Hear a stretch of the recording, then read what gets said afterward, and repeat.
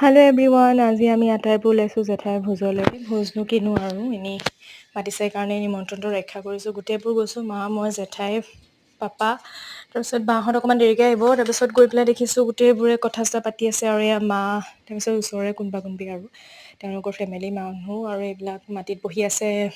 দাদা, এয়া পাপা টোপনিয়াই আছে আৰু অকণমান আমনিও লাগিছে গৰম যিহেতু। এয়াই আছিলে মানে শ্ৰাদ্ধ কৰা ঠাইখন বহুত বেছি নিজান হৈ গ'ল। এয়াই আছিলে আমাৰ মৰমৰ জেঠাই, একমাত্ৰ মানে ডাঙৰ জেঠাই আৰু।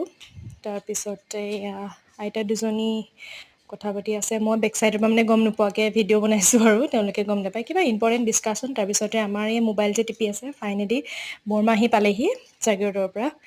তেওঁ গম নাপায়, মই একচুৱেলি কোনো গম নোপোৱাকৈ তুলিছোঁ দেই। তাৰপিছতে পুৰোহিতসকলে মানে খাই লৈছে, তাৰপিছতহে বাকীসকলক খুৱাবলৈ দিয়া হৈছে আৰু এয়া মানুহৰ সমাগম দেখিছেনে। এয়া ফাইনেলি ঘৰ পালোহি।